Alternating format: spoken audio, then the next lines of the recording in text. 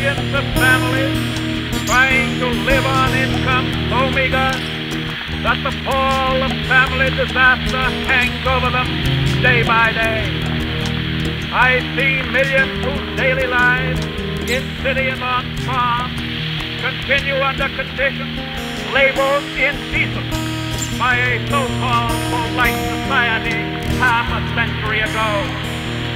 I see millions denied education, recreation, and the opportunity to better the lot of themselves and their children.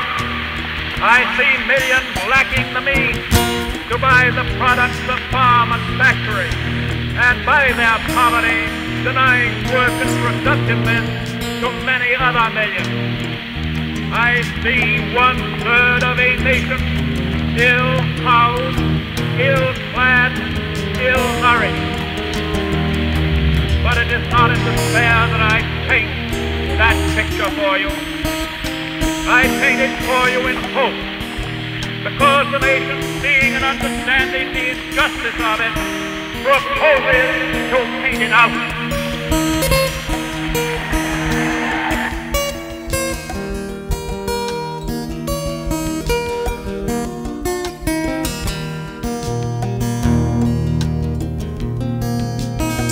My fellow Americans, I am about to sign into law the Civil Rights Act of 1964. I want to take this occasion to talk to you about what that law means to every American. Those who founded our country knew that freedom would be secure only if each generation fought to renew and enlarge its meaning.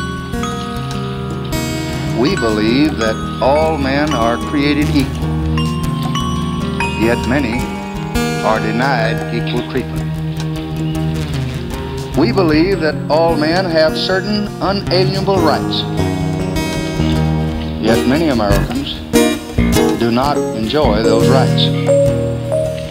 We believe that all men are entitled to the blessings of liberty, yet millions are being deprived of those blessings, not because of their own failures, but because of the color of their skin. The reasons are deeply embedded in history and tradition and the nature of man. We can understand without rancor or hatred how this all happened, but it cannot continue. Our Constitution, the foundation of our republic, forbids it. The principles of our freedom forbid it. Morality forbids it. And the law I will sign tonight forbids it.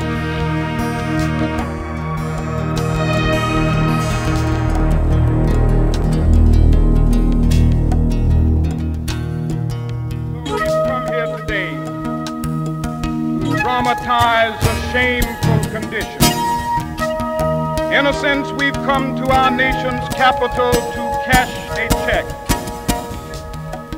When the architects of our republic wrote the magnificent words of the Constitution and the Declaration of Independence, they were signing a promissory note to which every American was to fall heir.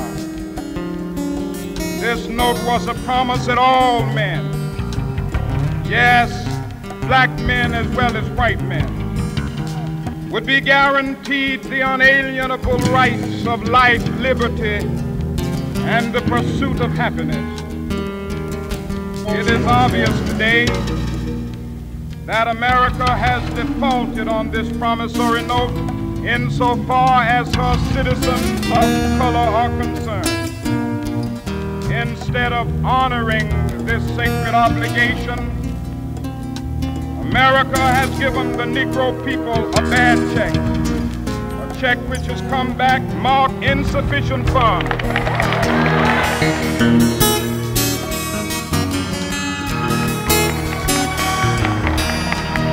But we refuse to believe that the Bank of Justice is bankrupt.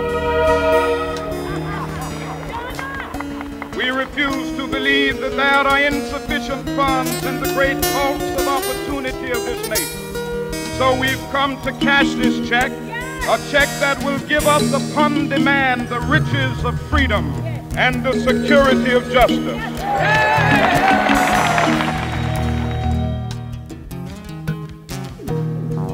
This is no time to engage in the luxury of cooling off or to take the tranquilizing drug of gradualism.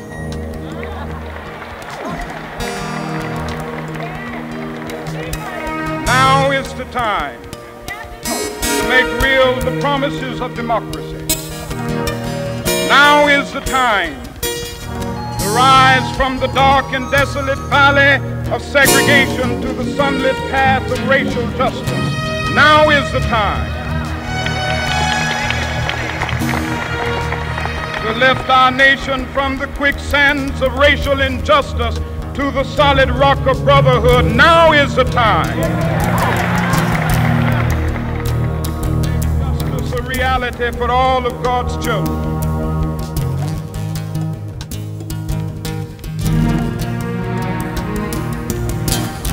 Martin Luther King dedicated his life to love and to justice between fellow human beings. He died in the cause of that effort. In this difficult day, in this difficult time for the United States, it's perhaps well to ask what kind of a nation we are and what direction we want to move in. For those of you who are black, considering the evidence evidently is that there were white people who were responsible, you can be filled with bitterness and with hatred and a desire for revenge.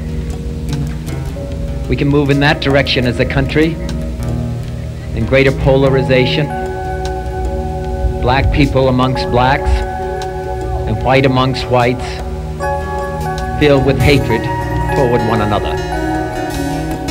Or we can make an effort, as Martin Luther King did, to understand and to comprehend and replace that violence, that stain of bloodshed that is spread across our land with an effort to understand,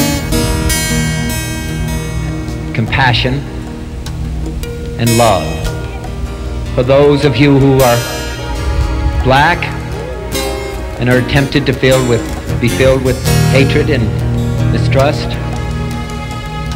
of the injustice of such an act against all white people, I would only say that I can also feel in my own heart the same kind of feeling. I had a member of my family killed, but he was killed by a white man. But we have to make an effort in the United States. We have to make an effort to understand, to get beyond or go beyond these rather difficult times. My favorite poem, my favorite poet was Aeschylus. And he once wrote, "Even in our sleep, pain which cannot forget falls drop by drop upon the heart, until in our own despair, against our will, comes wisdom through the awful grace of God." What we need in the United States is not division. What we need in the United States is not hatred. What we need in the United States is not violence and lawlessness, but is love and wisdom and compassion toward one another, and a feeling of justice toward those who still suffer within our country, whether they be white or whether they be black.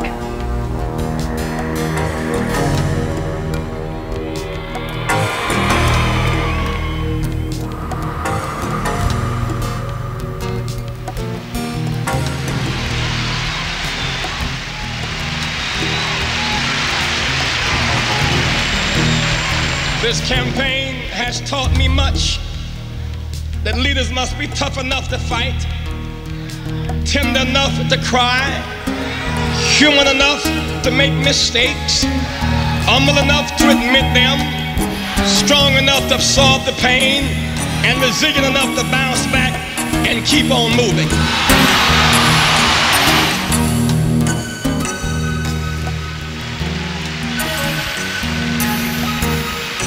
We must use the insight, wisdom, and experience of the late Hubert Humphrey as a balm for the wounds in our party, this nation, and the world. We must forgive each other, redeem each other, regroup, and move on. Our flag is red, white, and blue, but our nation is rainbow. Red, yellow, brown, black, and white. We're all precious in God's sight.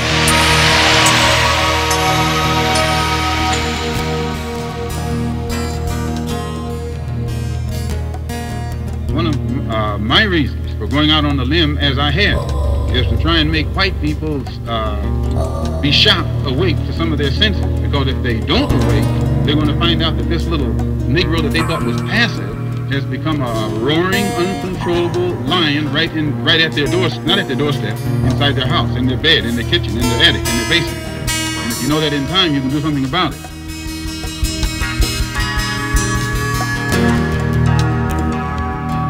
My brother need not be idealized or enlarged in death beyond what he was in life. Be remembered simply as a good and decent man who saw wrong and tried to right it, saw suffering and tried to heal it, saw war and tried to stop it.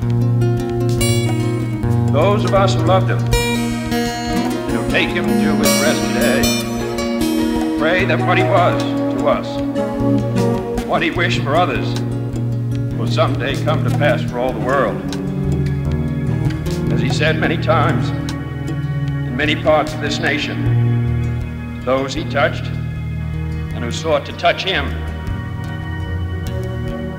Some men see things as they are and say why. I dream things that never were and say why not.